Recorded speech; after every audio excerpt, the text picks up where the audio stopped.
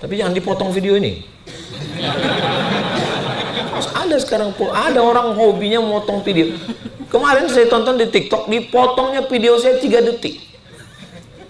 Kalau memang Allah itu maha penyayang, untuk apa Allah menciptakan neraka? Untuk kau lah, katanya. Pasti yang bagian itu dipotongnya.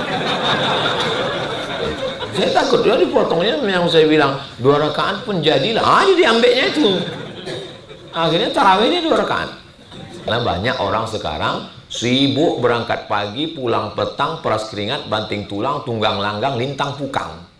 Kepala jadi kaki, kaki jadi kepala, berangkat sebelum subuh, takut macet. Sampai di kantor, subuh melayang.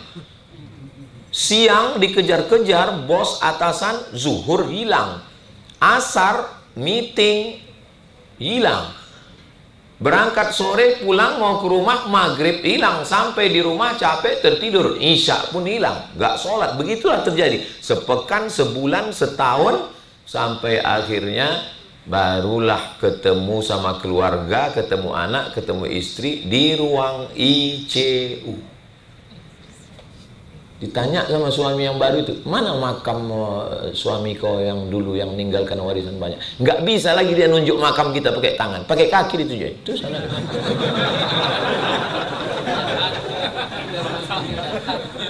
Saya bukan mau merusak kemesraan kalian, bukan. Saya nggak mau juga kalian pulang dari sini lalu ketus aja. Gimana papa? So, kau tanya-tanya aku. Soalnya kau mau bonceng moge ya? Hah? Apa maksud papa? Bukan itu maksud saya. Kalau ada orang bekerja dia dengan niat lillahi ta'ala, maka pekerjaannya itu adalah ibadah. Mana dalilnya? Dalilnya, at-tajir, pedagang yang jujur, al-amin, amanah, ma'an nabiyin, dia bersama dengan nabi-nabi, was-siddiqin, dia bersama dengan orang yang benar, wasyuhada, dia bersama dengan orang mati syahid. Perintahan presiden, bupati, gubernur, wali kota, maka dia sedang beribadah. Mana dalilnya? Waktu Nabi kirim surat ke raja, wa illa, kalau kau tidak masuk Islam, falaka dzambul arisiyin, maka semua dosa bangsa Eropa kau yang menanggung. Aslim, kalau kau masuk Islam, falaka ajrani, kau dapat 2 pahala. Jadi menjadi pemimpin juga ibadah. Makanya nanti ketika di akhirat, waktu dibangkitkan di padang mahsyar, 7 golongan yang dapat naungan. Golongan yang pertama yang dapat naungan, sab'atun yudhilluhumullahu fi dhillihi yawma la dhilla illa dhilluh. Ada 7 golongan yang dapat naungan, pada saat itu tidak ada tempat bernaung kecuali hanya Allah. Yang pertama dapat naungan adalah imamun adil, pemimpin yang adil. Menjadi pemimpin ibadah, menjadi pedagang ibadah, menjadi pekerja ibadah. Jadi kalau begitu, bekerja juga adalah ibadah. Jadi kalau begitu judul ini salah. Karena dia cuma membagi 2. Apa kata dia judulnya tadi? Ibadah maksimal, kinerja optimal. Jadi dibaginya 2. Ini ibadah, ini kerja. Padahal dari penjelasan 3 dalil yang saya sebutkan tadi, bekerja itu adalah ibadah. Gara-gara membagi ini ibadah, ini kerja, itu makanya ada orang di saat beribadah dia sangat khusyuk, di saat bekerja dia sangat busuk. Karena menurut dia ini ibadah, ini enggak ibadah. Makanya waktu bekerja dia korupsi waktu, korupsi duit, dia buat haram, nanti bisa dicuci di Makkah. Akhirnya Pak Anu sedang di mana? Nangis di pintu Ka'bah. Ya Allah. Oh, udah selesai. Ini pemikiran sekuler. Ini yang buat judul ini sekuler. Sekuler itu artinya membagi 2, bahwa ini dunia, ini akhirat, ini kerja, ini bukan ibadah. Semua ibadah. Makan ibadah. Loh, makan kok bisa jadi ibadah? Ketika kau sebut nama Allah, maka makanmu menjadi ibadah. Mana dalilnya? Allahumma barik lana fima razaqtana. Mana dalilnya? Bismika Allahumma ahya wa amut. Tidurmu menjadi ibadah.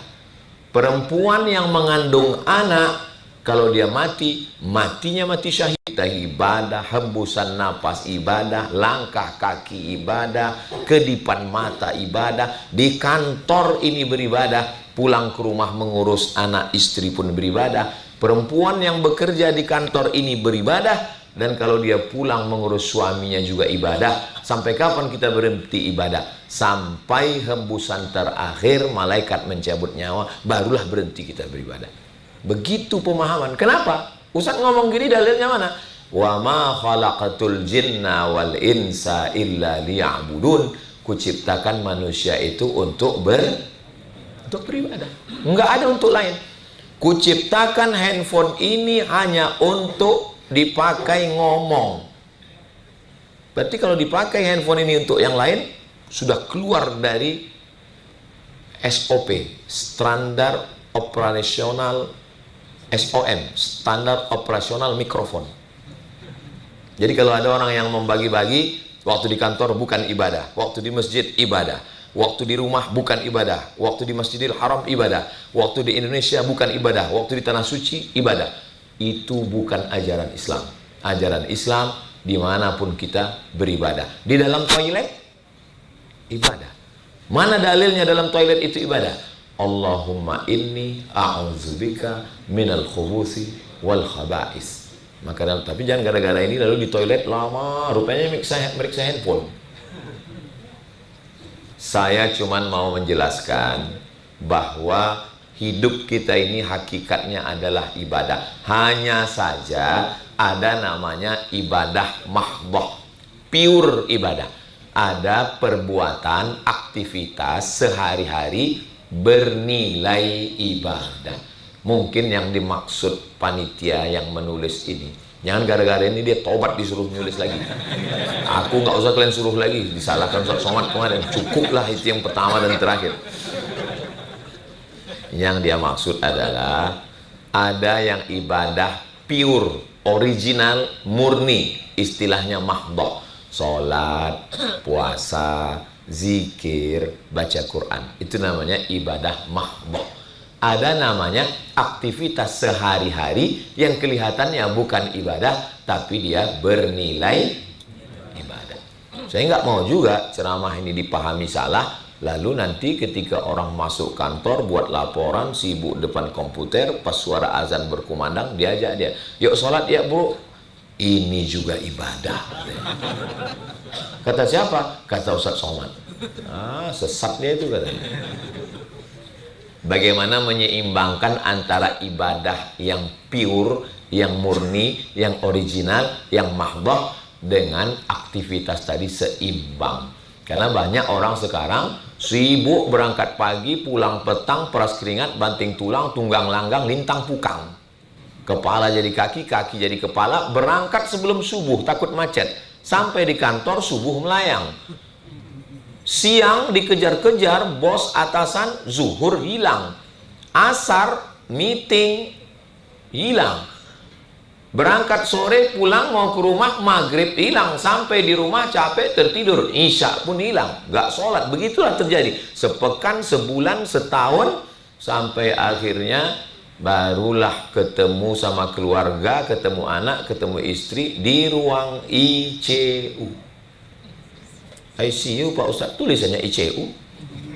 Apa? Kenapa disebut ruang itu disebut ICU? Karena mata udah terpejam.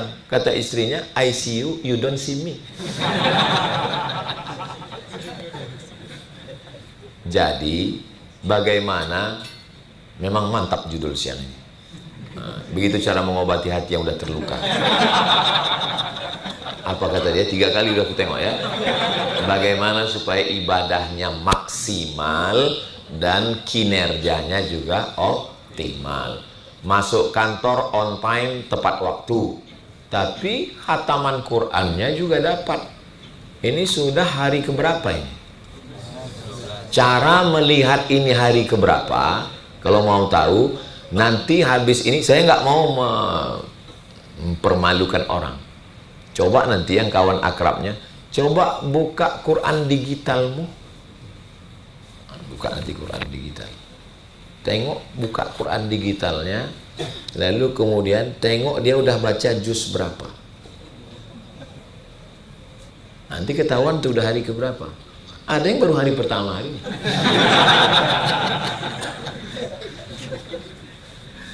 Oh, nggak bisa Pak Ustadz. Kerja ini ada yang modelnya pelayanan. Pelayanan itu dia nggak boleh baca Quran, karena dia mesti standby nunggu orang. Nggak bisa dia baca Quran lalu orang disuruhnya ngantri panjang. Membaca Quran sunnah. Melayani orang banyak, digaji perusahaan, uang negara, uang pajak, uang tambang, maka bekerja itu wajib. Kalau sampai gara-gara yang sunat dia meninggalkan yang wajib, haram perbuatannya, makan duit haram dia. Maka dia mesti standby yang jenisnya pelayanan. Nggak bisa dia menyia-nyiakan orang banyak. Tapi ada jenis pekerjaan yang bukan pelayanan. Artinya nggak perlu dia standby. Pekerjaan ini kalau bisa kau lakukan 2 jam selesai, maka pekerjaanmu yang 8 jam, yang 6 jam kau bebas mau apa aja. Selesaikan 2 jam. Lebih cepat, lebih baik. Begitu selesai, Anda waktu yang kosong baca Quran.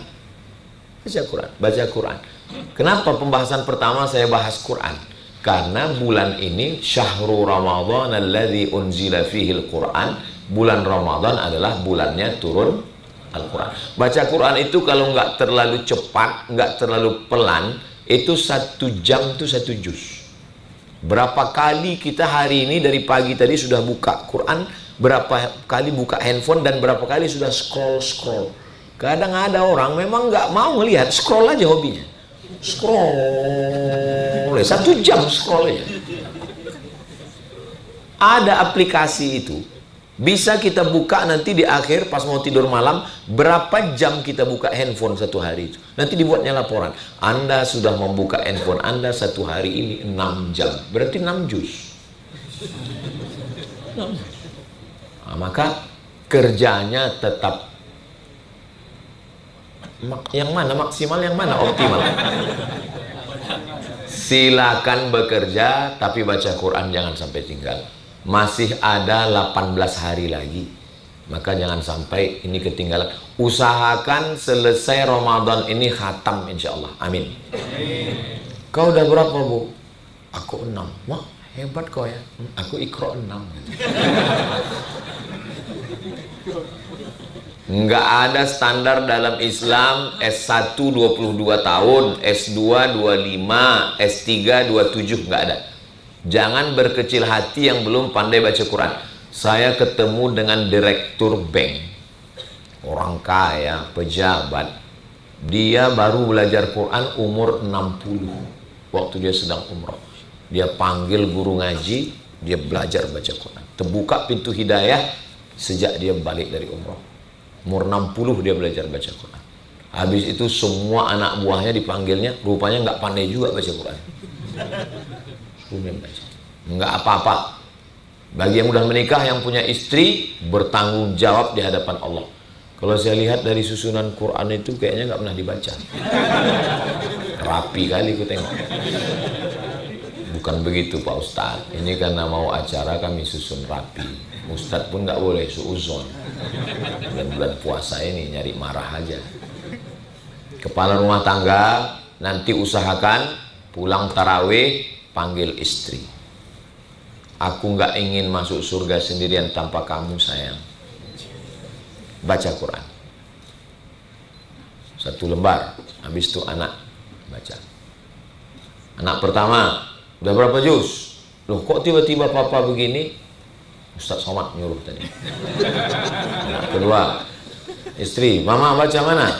Yasin. Hah?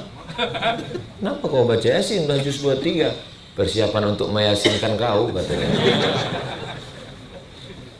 Baca. Usahakan tekad kuat khatam Quran. Kanal Imam Syafi'i yukhtimul Qur'ana 60 marratan fi Ramadan. Imam Syafi'i menghatamkan 60 kali khatam di bulan Ramadan. Siang 30, malam 30. Imam Ahmad bin Hambal, Imam Hambali, satu kamar dengan Imam Syafi'i, satu kamar dengan Imam Abdurrahman bin Mahdi waktu sedang haji. Pulang dari Masjidil Haram, tidur satu kamar. Imam Ahmad bin Hambal, Imam Hambali tegak rukuk sujud, tegak rukuk sujud, tegak rukuk sujud sampai azan subuh. Pas mau berangkat ke masjid, Imam Syafi'i nanya, apa yang kau baca tadi? Kata Imam Hambali, aku menghatamkan Quran dalam tahajudku tadi malam. Kata Imam Syafi'i, ku tengok kau Abdurrahman bin Mahdi tadi malam bolak-balik, apa yang kau pikirkan? Aku menyeleksi hadis sahih, hadis dhaif, hadis palsu sebanyak 200 hadis. Habis itu mereka dua balik bertanya ke Syafi'i, berarti kau nggak tidur juga tadi malam? Iya.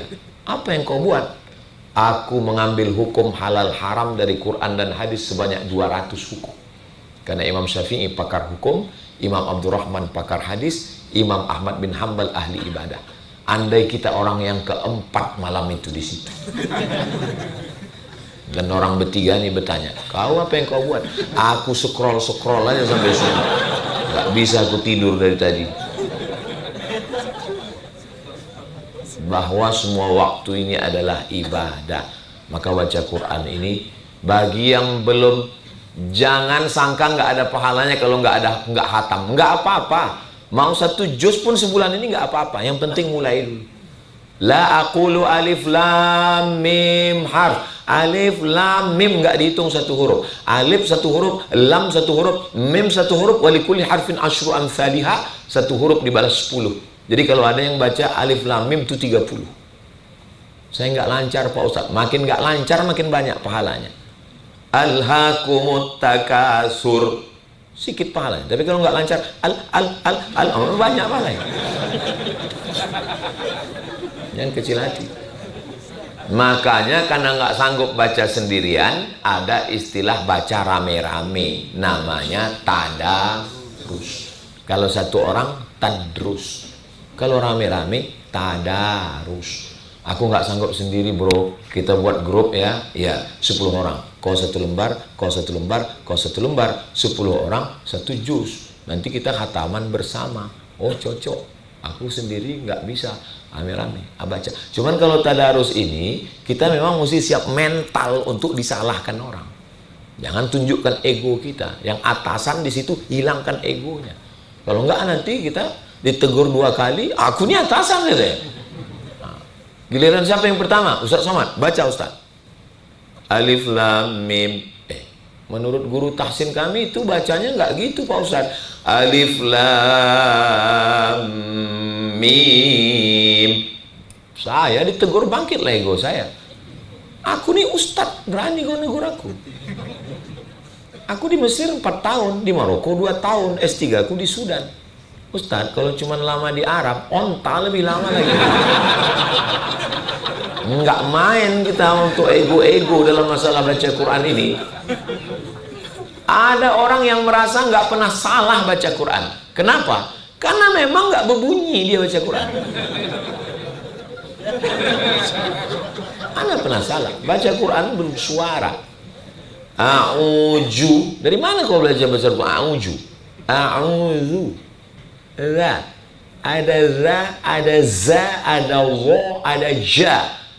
A'udzu billahi minas syaiton. Syaiton kau bilang. Kata setan nyebut nama aku pun kau salah. Mau masuk neraka, mau masuk surga pula kau, kata setan. Ada sa, ada sya, ada tha, ada so. 4. Payah kali baca Quran nih Pak Ustadz. Terus waktu kau belajar bahasa Inggris kemarin mudah rupanya. Belajar bahasa Inggris kan tetap ada juga cara apa istilahnya bahasa Inggris? Pronunciation kan? Tulisannya tion. Kenapa kau baca session? Nation, United Nation, workshop, shopping center. Kenapa pakai? Gimana kabar kesehatan kau hari ini? How about your health today? Kenapa ada health? Kenapa tak kau bilang health? Nah, ketawa orang Inggris di belakang. Ini kadang orang kalau ngaji ini kata dia, payah ini ngaji ini. Padahal waktu bahasa Inggris tetap juga dia. Mana mau orang Inggris nerima bahasa Inggris. Cobalah ikut tes TOEFL, Test of English Foreign Language. Bahkan ada beberapa huruf yang hilang sama sekali nggak dibaca. Knife. Knife tulisannya. Knife. Jadi setiap bahasa itu punya ciri khasnya masing-masing, apalagi bahasa Prancis, semuanya jadi huruf lain. Bonjour. Terus jelas-jelas tulisannya bonjour. Bonjour. Pusing kepala kita membacanya. Tapi kenapa kita tetap wajib membaca? Saya datang ke rektor. Pak Rektor, saya bilang, ini bahasa ini nggak ada gunanya untuk kami di Indonesia. Hebat pun kami di sini. Kata dia, kalau kau mau kuliah sini, kau pelajari nih. Nggak mau cabut kau dari sini. Katanya. Paksa kami belajar lagi. Selamat pagi, bonjour. Selamat siang, bonsoir. Siapa namamu? Comment tu t'appelles? Nama saya Abdul Somad. Je suis étudiant Darul Hadis établissement. Mau nggak mau? Kenapa kita belajar? Terpaksa. Kenapa baca Quran kita nggak mau belajar? Nggak terpaksa. Jangan sampai kita dipermalukan anak-anak kita. Balik anak kita dari TK, SMP, Quran, nanya dia, Papa. Tadi di sekolah kami belajar tajwid. Min qablikum. Non mati kalau ketemu dengan qab gimana, Pak? Ya, qabnya lari karena nonnya udah mati. Malu kita di depan anak-anak kita. Nanti dia pulang dia akan nanya. Dengarkan bacaan hafalan adik ya. Sekarang orang anak TK tamat TK, hafal juz amma. Kata gurunya di sekolah, adik, hafalannya dengarkan ke papa, ke mama ya. Nampak kali bodoh kita. Dengarkan Pak. Amma yatasaalun anin naba'il azim alladzi hum fihi mukhtalifun. Kalla. Apa ya? Makanya kalau ada anak datang mau mendengarkan bacaan, cepat-cepat buka handphone. Langsung cari, tanya lu surat apa, bilang. Kalau enggak, nampak bodoh kita. Hilang harga diri kita di depan dia. Nah, jadi tentang bacaan Quran ini, bacalah dengan baik. Pak Ustadz, bagusnya di bulan Ramadan ini baca Quran dengan artinya atau banyak-banyakan khatam? Banyak-banyakan khatam. Bulan Ramadan ini memang lomba banyak-banyak khatam. Makanya kalau ada Ustadz yang ngomong, jangan banyak-banyak khatam. Nggak ada gunanya kalau baca Quran, nggak tahu artinya. Diam kau bodoh. Bulan Ramadan ini memang lomba banyak-banyak khatam. Kalau mau ngerti maknanya, perkata nanti setelah bulan Ramadan. Ini memang bulannya bulan Al-Quran, memperbanyak khatam Al-Quran. Al-Quran beli yang ada 5-nya. Ada Qurannya, ada tahsinnya, idgham, ikhfa, gunnah, qalqalah, merah, hijau, kuning, kelabu, ungu, seperti lagu balonku ada 5. Ada makna kosakatanya, ada asbabun nuzulnya, ada tafsirnya. Potong-potong. Ya ayyuha, hai orang-orang, allazina yang amanu, beriman, kutiba, diwajibkan, alaikum, bagi kamu, siyam, puasa, kama sebagaimana, kutiba, diwajibkan. Nah, jadi kita baca itu dengan baik. Jangan sampai punya Quran diikat pakai kain sutra di dalam kotak kayu, diletakkan di lemari ruang tamu. Setiap tamu yang melihat berdecak kagum macam menengok kucing Anggora. Apa ini bro? Quran. Quran apa? Inilah Quran akad nikahku dulu tahun 2000 sampai sekarang nggak pernah dibuka sampai mati. Kunikahkan engkau dengan anakku dengan mahar seperangkat alat sholat dan kitab suci Al-Quran, nggak pernah dibuka sampai mati, tunai. Buka lagi yang kemarin maharnya Al-Quran, bacakan, karena tujuan menjadikan mahar Al-Quran supaya istri ngaji sama suami. Mudah-mudahan di Ramadan ini yang belum pandai ngaji terbuka pintu hidayah, dia pandai ngaji. Selesai Ramadan ada peningkatan insya Allah. Amin ya rabbal alamin. Tadi saya mulai jam 11:30, sekarang sudah jam 12. Ternyata ceramah di Pertamina ini cepat kali waktu berlalu. Entah perasaan saya aja karena mau pulang. Ini terakhir ceramah saya. Saya datang ke Jakarta, Jabodetabek hari Kamis, Jumat, Sabtu, Ahad. Ini hari Senin. Inilah terakhir.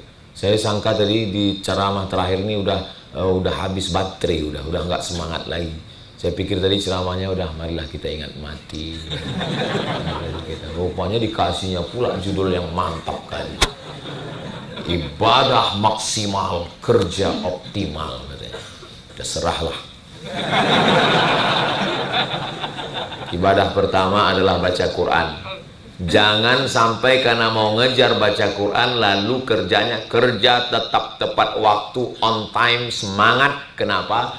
Karena kerja juga adalah ibadah. Tapi jangan karena kerja adalah ibadah lalu nggak baca Quran. Dua-duanya dapat. Ibadah yang kedua adalah ibadah qiyamul lail malam. Usahakan maghrib berjamaah.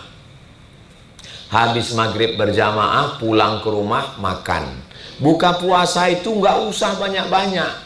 Kurma 1, 3. Banyak sekarang orang sudah habis makan kurma itu udah nggak selera lagi. Aku nggak selera lagi makan nasi. Kenapa? Udah 3 tadi. Rupanya 3 kotak. 3 biji. Allahumma laka sumtu wa bika amantu ala rizqa aftartu bi rahmatika ya arhamar rahimin. Selesai. Habis itu sholat maghrib. Habis itu sholat maghrib. Usahakan sholat maghrib di masjid berjamaah. Habis itu balik ke rumah makan berat. Habis itu sholat isya. Habis sholat isya sholat tarawih. Habis sholat tarawih sholat witir. Habis sholat witir pulang ke rumah. Kalau ada tadarus itu tadarus. Kalau enggak pulang ke rumah tidur. Jangan lewat tidur dari jam 10. Paling jam 11. Jam 10. 11, 12, 1, 2, 3. Cukup 5 jam tidur. Karena kalau lambat tidur malam, nggak optimal kerja. Pasti ngantuk, berat. Katanya Pak Ustadz, setan udah nggak menggoda lagi karena diikat. Memang, kau lah udah jadi setan. Nah, jadi makanya cepat tidur malam. Cepat tidur malam, supaya... Karena nggak bisa tidur malam itu digantikan dengan tidur siang. Tidur yang paling berkualitas habis isya itu. Tapi saya nggak biasa tidur malam Pak Ustadz. Biasanya nonton bola begini. Makanya habis tarawih itu pulang makan antimo. Bagi yang susah-susah tidur malam, udah 10 malam ini, udah 12 malam payah tidur. Coba resep ini insya Allah. Tapi setengah aja, jangan sepapan. Sepapan kau makan, bangunnya malam takbiran. Untung kalau bangun malam takbiran. Kalau bangun tiba-tiba terdengar marabbuka, baru tahu. Nah, kenapa saya suruh cepat tidur malam? Supaya mudah bangunnya jam 3, setengah 4. Lalu kemudian sholat lagi, sholat sunat wudhu, sholat sunat taubat, sholat sunat hajat, sholat sunat tahajud. Apakah urutannya mesti seperti ini? Enggak, terserah. Tapi yang wudhu itu iya, setelah sholat sunat wudhu, sholat sunat taubat, sholat sunat tahajud, sholat sunat hajat. Jangan witir lagi, karena sudah sholat witir. Karena kata Nabi, ibadah yang utama di Ramadan ini namanya ibadah qiyam. Qiyam itu artinya berdiri di waktu malam. Artinya nggak tidur. Tapi karena kita kerja, ada orang yang tahajud dari mulai isya sampai subuh tahajud. Tapi siangnya dia tidur. Pegawai Pertamina Hulu Rokan nggak bisa. Makanya, ya dapat 2 rakaat, jadilah. Tapi jangan dipotong video ini. Terus ada sekarang, ada orang hobinya motong video. Kemarin saya tonton di TikTok, dipotongnya video saya 3 detik. Kalau memang Allah itu maha penyayang, untuk apa Allah menciptakan neraka? Untuk kau lah, katanya.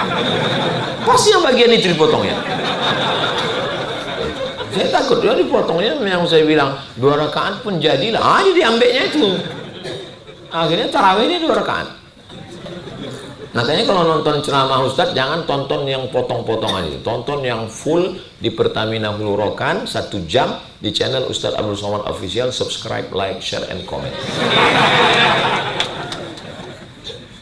Ibadah yang kedua adalah qiyamul lail, jangan sampai tinggal. Tarawih 8 rakaat. Tempat kami 20 tambah witir 23, bagus. Menurut mazhab Maliki 36. Tambah witir 3, 39. Silakan. Mau pilih 39, bagus. Mau pilih 23, bagus. Mau pilih 8 tambah 3 11, ya nggak tahu. Mungkin dia ada dalilnya juga. Kami pun beberapa malam ini kami buat karena capek dari keliling sampai di hotel kami tarawih. Tarawih apa namanya nih? Efisiensi. Jangan sampai nggak tarawih sama sekali. Jangan sampai nanti rupanya Ramadan tahun depan kita udah nggak hidup lagi. Rabbana absorna, mata kami sudah menengok azab. Wa sami'na, telinga kami sudah mendengar azab. Farji'na, balikkan lagi kami ke dunia. Na'mal solihan, kami mau beramal soleh. Jadi saya dikasih tahu tausiahnya sampai jam 12.30. Karena saya mulai tadi 11.30 berakhir 12.30. Nanti bapak-bapak, ibu-ibu semuanya langsung sholat zuhur. Habis itu kalau pas kalian sholat zuhur tuh, itulah saya cabut ke airport. Karena saya nanti sholatnya di airport. Saya sholat berjamaah juga dengan tim ini di airport. Ini saya jelaskan supaya jangan ada dusta di antara kita. Enggak apa-apa Pak Ustadz, azannya jam 12:07. Terus kami nanti sholatnya jam 12.30 di Masjidil Haram itu. 30 menit dari azan ke sholat. Tapi jangan itu dijadikan alasan untuk menunda-nunda sholat. Kalau nggak ada alasan, begitu azan 2 rakaat, 4 rakaat. Kalau qobliyah zuhur tuh 4 rakaat. Man sholla itsnatai asyarata rakaah, 12 rakaat sehari semalam sholat sunat. 2 rakaat sebelum subuh, 4 rakaat sebelum zuhur, tetap 2 rakaat satu salam. 2 rakaat setelah maghrib, 2 rakaat setelah isya. Loh, kok kurang ya? 2 rakaat sebelum subuh, 4 rakaat sebelum zuhur, 2 rakaat setelah zuhur, 2 rakaat setelah maghrib, 2 rakaat setelah isya. Saya sebetulnya pura-pura lupa mau ngetes orang ini. Kenapa malam itu kita tarawih, witir, tahajud? Supaya di luar Ramadan ringan sholat sunnah. Itu tujuannya. Allah bisa karena biasa. Ini saya tengok orang banyak nggak sholat sunat. Masuk masjid nggak ada tahiyatul masjid. Orang qobliyah dia duduk. Orang ba'diyah dia cabut. Pas ditanya kenapa kau nggak sholat sunat? Sholat sunat dikerjakan berpahala, ditinggalkan nggak apa-apa. Itulah yang membuat orang nggak sholat sunat. Padahal siapa yang sholat sunat 12 rakaat sehari semalam, dibangunkan Allah untuknya istana di surga. Mudah-mudahan kita termasuk yang istiqomah sholat sunat insya Allah. Saya yang sampai sekarang masih belum dapat saya jawabannya. Kenapalah layar itu ditempel di dinding? Cuman orang mau nengok. Iya kan? Kalau di depan masih masuk akal. Kalau di samping beginilah dia nengok. Habis acara ini sakit lehernya. Ustaz Somad ini kritis sekali. Judul pun dikritisinya, layar pun dikritisinya. Memang kalau lapar nih kritis kita ternyata. Ibadah maksimal. Ibadah baca Quran sudah, ibadah bangun malam sudah, ibadah apa lagi? Ibadah yang ketiga adalah man fattara shaiman, siapa yang memberikan buka puasa kepada orang yang makan puasa. Kalau di tempat kita orang mau ngundang buka puasa tuh seriusnya minta ampun. Kalau di Mesir nggak gitu. Ketemu di bis, ditanyanya, Indonesia, are you Indonesian student? Kau anak Indonesia. Kenapa waktu dulu kami kuliah itu anak Indonesia dicari? Karena anak Indonesia itu korban IMF, krisis moneter, fakir miskin. Dia kalau dijawabnya Brunei, Malaysia nggak dikasihnya. Indonesia langsung dikeluarkan duit, kasihnya. Ini ambil 100 pon, akan buka puasa sama kawan-kawanmu ya. Simple, beda sama orang kita. Orang kita kalau mau ngundang anak yatim, suruh datang jam 4.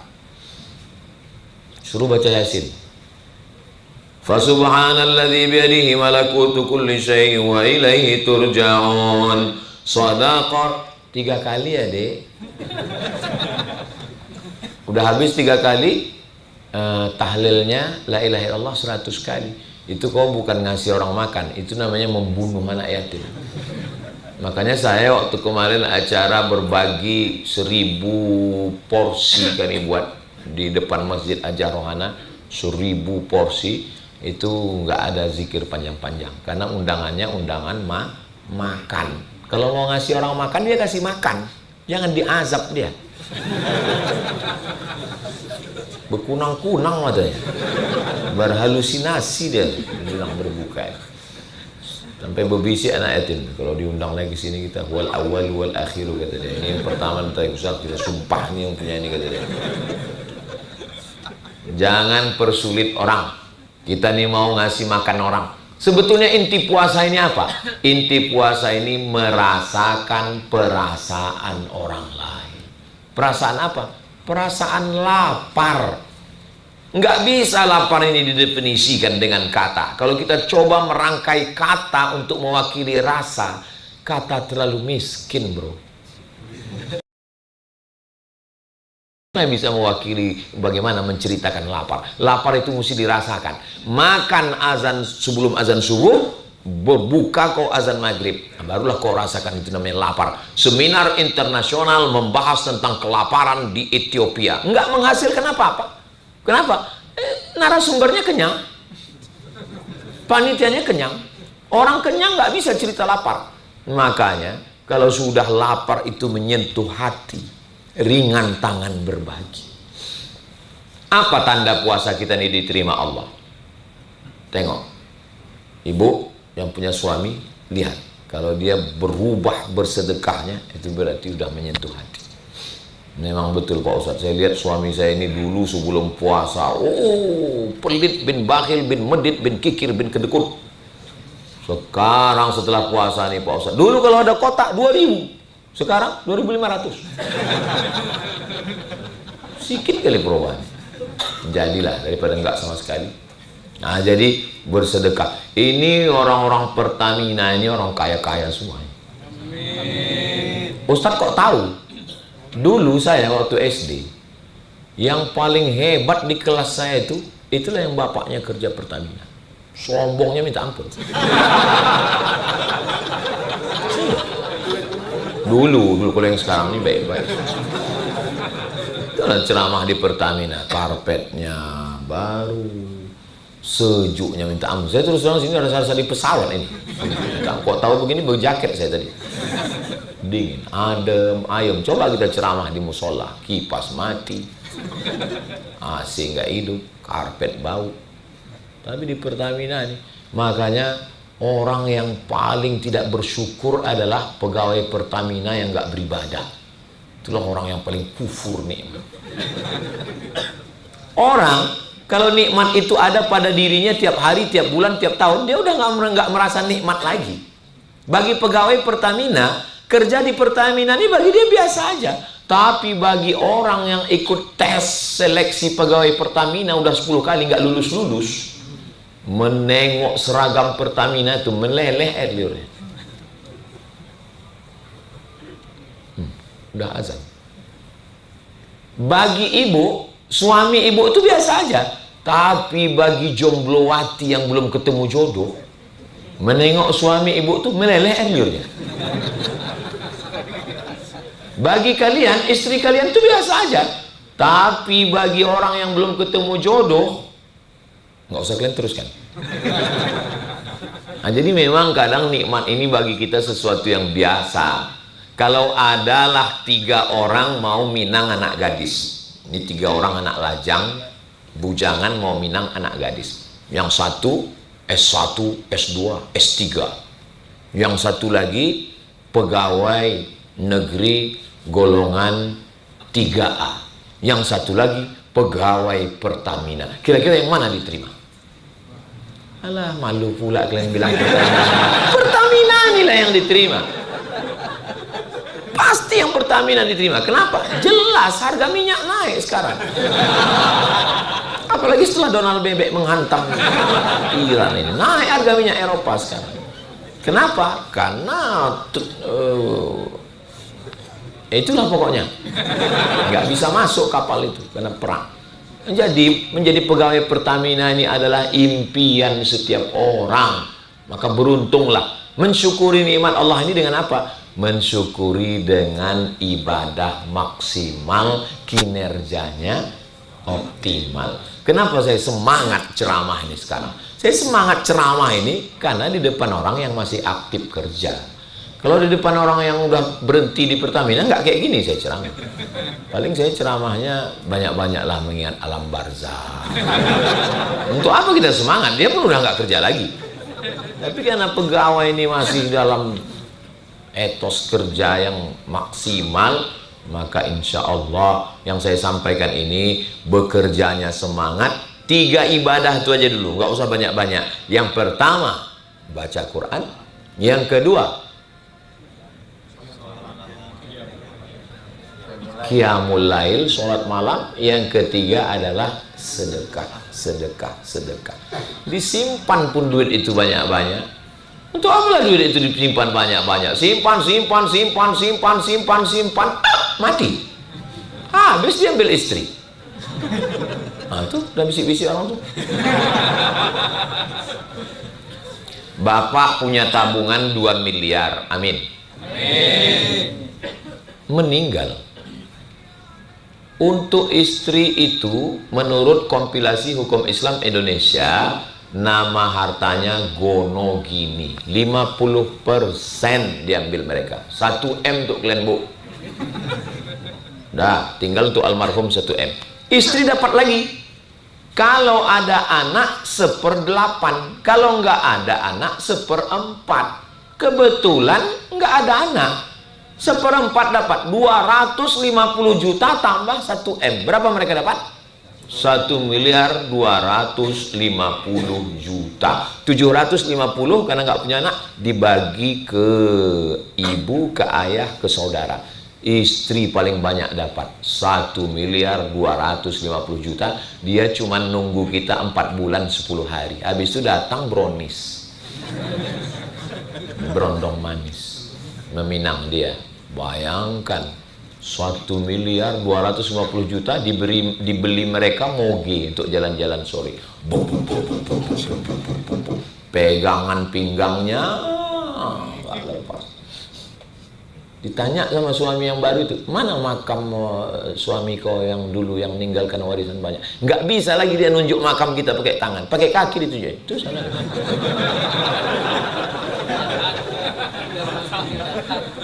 Saya bukan mau merusak kemesraan kalian, bukan. Saya nggak mau juga kalian pulang dari sini lalu ketus aja. Gimana papa? So kau tanya-tanya aku. Soalnya kau mau bonceng moge ya? Hah? Apa maksud papa? Bukan itu maksud saya. Maksud saya, kita berpikirlah untuk hidup kita. Jangan kata Nabi, kalian ini terlalu banyak ngurus harta orang daripada harta kalian. Enggak ya Rasulullah, kami ngurus harta kami. Enggak kata Nabi, kalian lebih banyak ngurus harta orang. Apa maksud engkau ya Rasulullah? Karena harta yang kau tinggal diambil orang.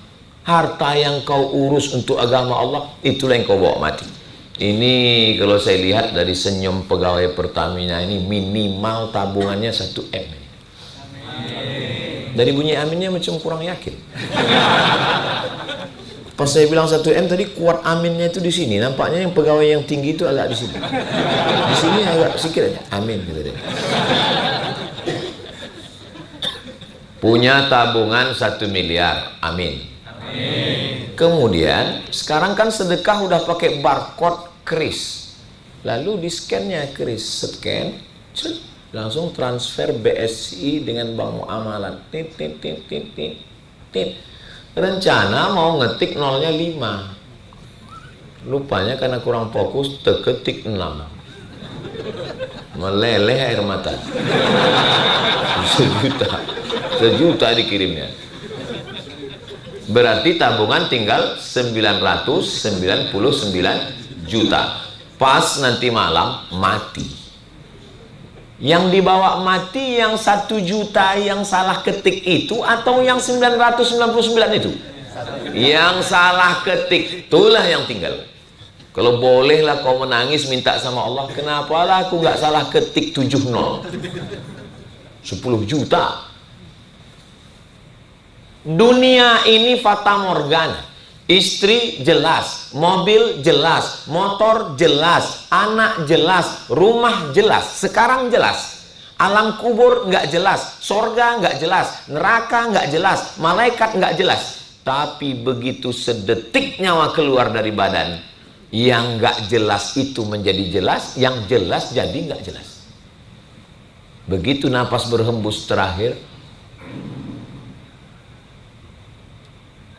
kan mati itu selalu disebut menghembuskan napas terakhir, karena udah disembus nggak bisa ditarik lagi. Tit, gitu ya. Itu nggak bisa ditarik lagi. Begitu keluar, yang kau bilang fata morgana, yang sekarang lagi nantang-nantang, mana surga itu, mana malaikat itu, nggak usah dilayani dia. Nanti lama-lama nampaknya juga malaikat maut itu. Istri menjadi fata morgana, mobil menjadi milik orang lain, gedung-gedung milik orang lain, rumah besar punya orang, mobil besar punya orang, bini besar diambil orang. Rumah yang kau cari dengan hasil tetes peluh keringat dan air mata perjuangan, diambil orang.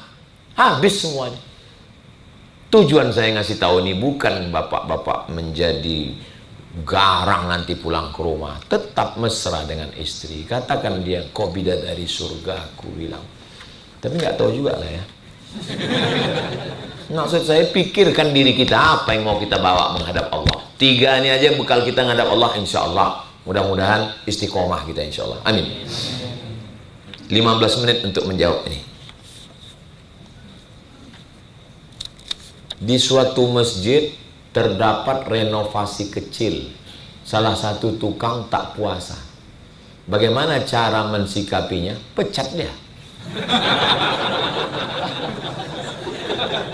Man ra'a minkum mungkaran, siapa yang punya melihat kemungkaran, falyughayyirhu biadihi, dengan tangan. Kau kalau mau kerja sini, kau puasa. Ini yang kau bangun ini masjid.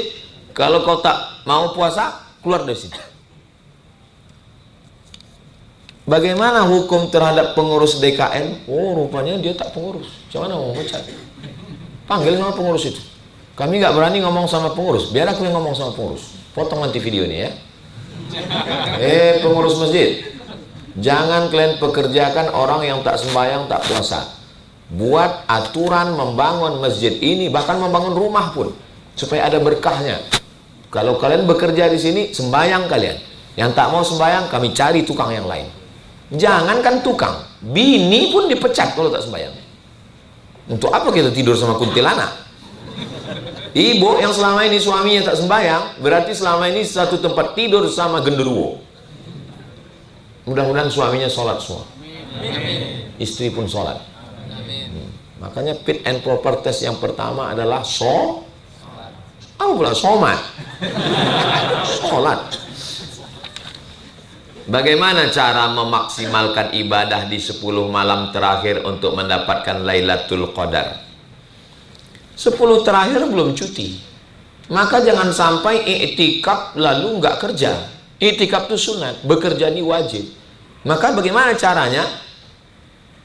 Nanti ada ketemu hari libur 2 hari, Sabtu Ahad. Yang Sabtu Ahad ikuti program i'tikaf full. Masuk jam 1 ke jam 2 tahsin, jam 2 ke jam 3 qiyamul lail tahajud, jam 3 ke jam 4 tadabbur ayat, jam 4 makan sahur, jam 5 sholat subuh, jam 5 ke jam 6 kajian, sholat sunat isyraq. Itu bisa dibuat 2 hari, hari Sabtu dan hari Ahad. Tapi di hari yang lain jangan, karena ini nanti terganggu pekerjaan.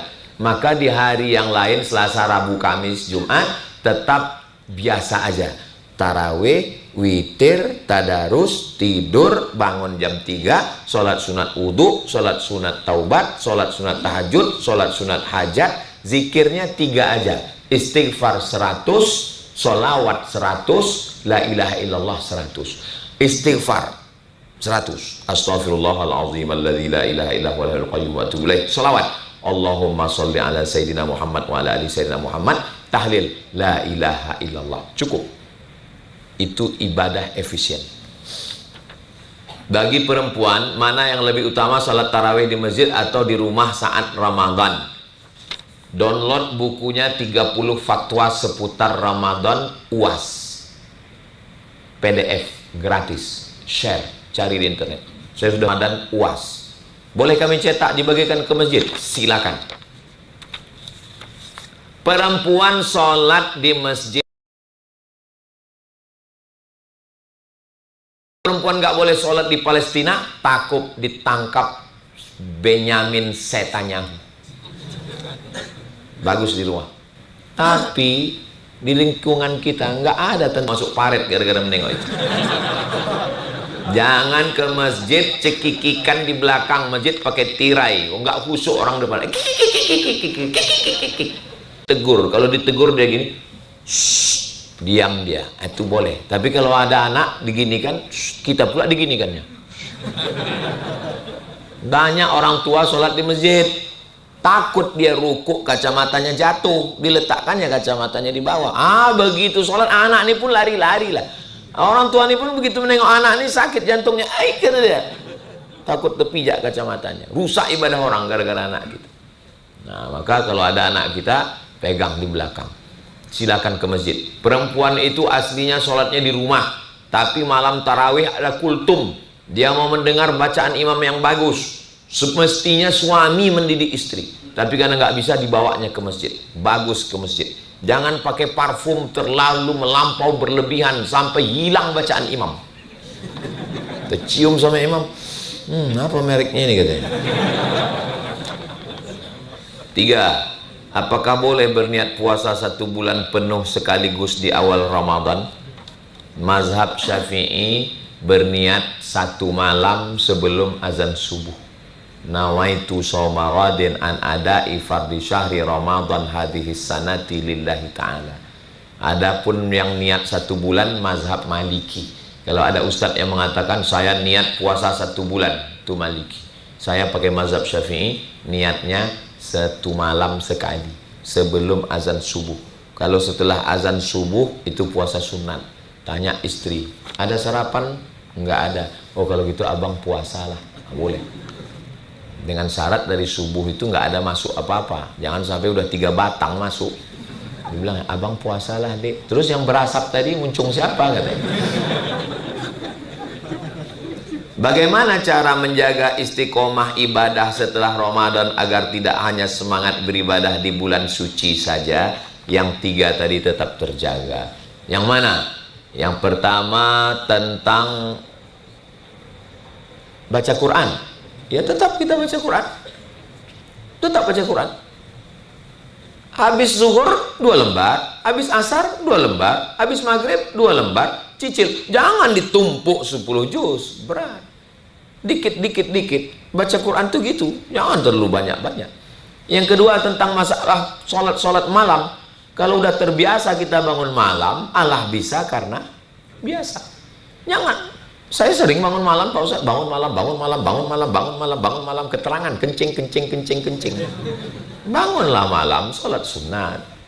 Bangun malam, Manchester United, Liverpool. Sedekah. Begitu dapat gajian, orang Pertamina Hulu Rokan gajian, jangan langsung uangnya semua bawa pulang ke rumah, mampir ke warung beli beras 5 kilo, minyak 1 kilo, roti 1 bungkus, susu saset, teh, kopi, gula, bungkus, bawa pulang ke rumah, suruh istri ngasih. Mama, antar di sana ada anak yatim. Yang belanja bapak, yang antar istri. Jangan bapak ngantar. Emak anak yatim itu cantik pula. Perang dunia ketiga. Saya juga disalahkan. Papa sedekah gara-gara siapa nih? Ustaz Somad. Sesat dia itu katanya. Kena juga aku lagi. Nggak ada amal nggak bisa kita lanjutkan. Ingat bahwa kita mau mati. Gambar saya di samping liang lahat waktu baca talqin di liang kubur, dipoto sama orang dari belakang. Pas rambut saya, topi saya di liang kubur. Kirimnya saya cetak 20 inci. Saya tempel di dinding supaya setiap saya melihat, ingat kau akan mati Abdul Somad. Nggak ada nasihat yang paling dalam ke hati saya selain nasihat kematian. Siapa yang berani menasihati saya, Profesor Dr. Abdul Somad? Nggak tahu kalian saya ini hebat rupanya. Nggak ada orang menasihati saya. Yang menasihati saya satu, kematian. Makanya siapapun jamaah kalau keluarganya meninggal, saya datang. Saya berdiri di samping liang lahat untuk ngasih tahu. Itu tali pocongnya buka, tempelkan hidungnya ke dinding, arahkan ke arah kiblat. Itu tanahnya letakkan di tengkuk, di pinggang, di betis, di kaki. Letakkan di atas. Habis itu saya bacakan talqin. Untuk apa? Supaya mata saya menengok dan saya ingat mati. Dulu sampai-sampai gambar di handphone ini pun gambar liang lahat saya buat. Sampai akhirnya suatu malam jam 2 saya nyetir sendiri, takut pula. Allah gambar lain. Ingat mati. Kalau ada, jangan takut cerita mati. Jangan takut cerita mati. Saya nggak pernah takut cerita mati. Saya selalu pesankan ke istri saya, aku mau berangkat jadwal Jakarta. Kalau aku nggak balik berarti aku mati. Kau mesti siap mati. Lanjutkan mengurus pondok, mengurus anak. Jangan takut cerita mati. Kalau ada orang katakan jangan cerita mati, nanti mati. Aku tiap hari cerita mati, nggak ada mati sampai sekarang. Kain kapan saya siapkan. Ini kain kapanku, saya masukkan ke tas hitam di atas. Itu kain kapanku 3. Nanti kalau aku mati dengan itu. Sudah saya tulis surat wasiat. Yang memandikan aku si Anu. Yang mengkapankan aku si Anu. Yang memasukkan aku ke liang lahat nanti 3 orang. Si Anu, si Anu, si Anu. Nggak saya sebut namanya sekarang. Takut pula nanti dia ketakutan. Saya tulis detail di situ. Letakkan jenazahku nanti di ruang depan. Ini kaitnya. Hadapkan ke arah kiblat. Kuburku nanti di depan masjid. Kalau kebetulan aku meninggal di Riau. Tapi kalau pas aku meninggal jadwal di Papua, nggak usah jenazahku bawa pulang ke rumah. Tiket jenazah mahal. Lengkap detail udah semua. Pas aku mati nanti jangan ada kata sambutan. Nggak mau saya ada kata sambutan. Cepat-cepat kuburkan aku. Nggak perlu RT RW itu ngasih kata sambutan. Bukan dia ikut ngawani aku dikubur. Situ pula dia panjang-panjang kata sambutan. Nah, awak mau ujian tes seleksi lagi di dalam. Pertanyaan terakhir. Di zaman ketika media sosial dan standar dunia begitu kuat mempengaruhi cara berpikir dan bersikap, memang kalau orang Pertamina ini bahasanya ngeri ya. Kalau di masjid itu kan biasa-biasa aja bunyinya. Bagaimana seorang perempuan, oh perempuan yang bertanya ternyata, dapat mengukur bahwa akidahnya masih lurus dan akhlaknya masih murni karena Allah? Apa muhasabah yang bisa kami lakukan agar tidak terjebak pada ambisi duniawi yang mengikis keimanan? Masya Allah. Kayaknya dari AI. AI, tolong buatkan pertanyaan gitu.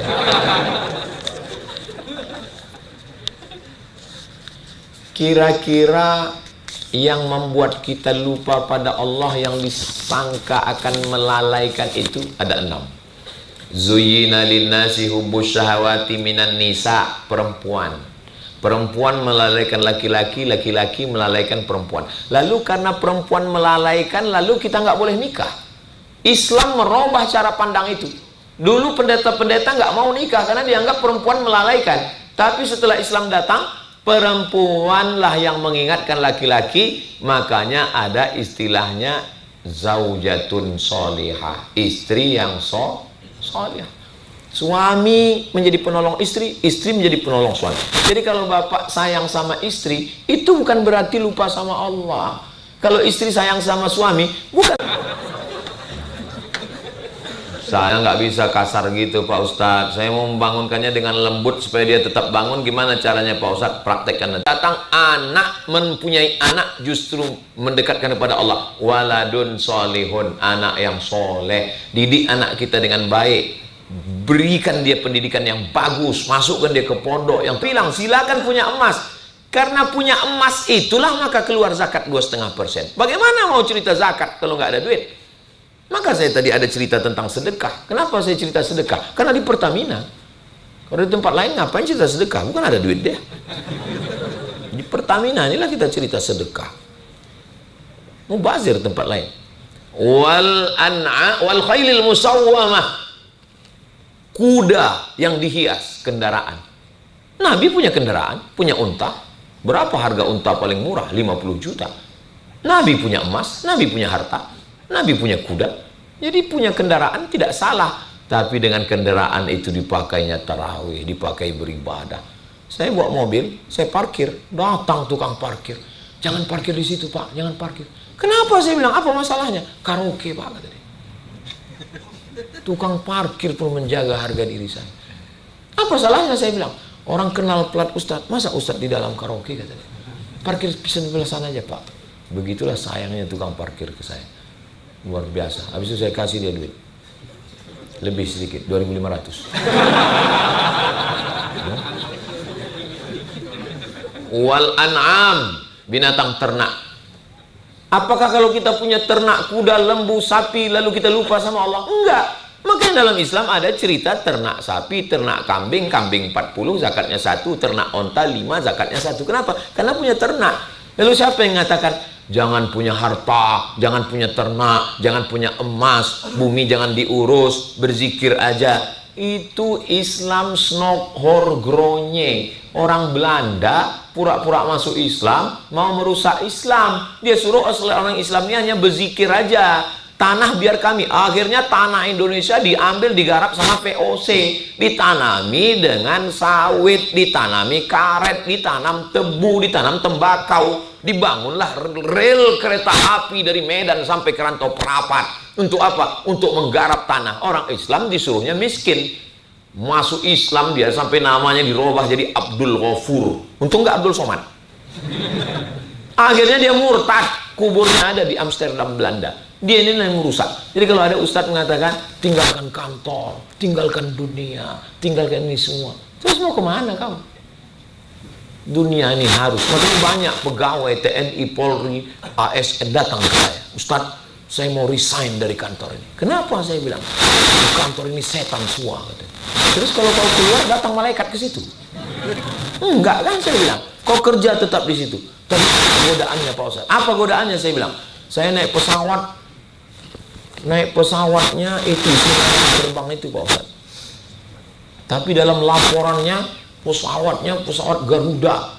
Nggak sanggup saya makan haram nih Pak Ustadz. Ambil yang halalnya aja. Berapa harga pesawat itu? 1 juta. Yang tanda tangan berapa? 3 juta. Ambil yang 1 juta. Yang 2 juta itu serahkan untuk kepentingan umum. Acara seminarnya cuma 3 hari Pak Ustadz, tapi tanda tangannya seminggu. Ambil yang 3 hari. Yang 4 hari kau tumpuk. Nah duit yang haram-haram ini kau serahkan untuk kepentingan umum. Bangun posyandu, jembatan, asrama, toilet, pos kamling. Boleh. Kalau kau datang ke kiai, ke ustadz, kau kasihkan ini. Nggak usah perlu kau bilang, ustadz ini ada duit haram beberapa. Nggak usah. Kau kasih aja. Nggak usah.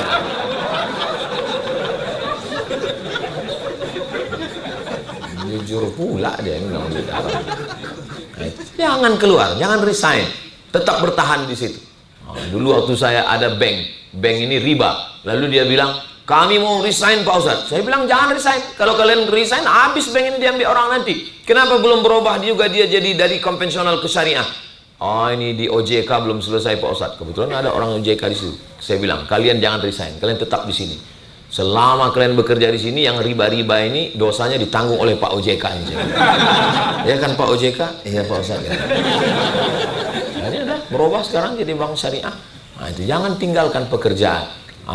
Itu di kantor-kantor lain. Kalau di Pertamina ini bersih semua. Tapi nggak tahu juga lah kita ya. Mudah-mudahan kita semua istiqomah. Ustadz Somad bicara tentang optimal dan maksimal, nggak boleh lewat. Hanya 1 jam. Tadi saya mulai, ini sudah jam 12.35, lewat 5 menit. Mudah-mudahan Allah mengampunkan dosa saya dan dosa kita semua. A'udzubillahi minasyaitonirrajim. Bismillahirrahmanirrahim. Alhamdulillahirabbil alamin. Allahumma shalli ala sayyidina Muhammad wa ala ali sayyidina Muhammad.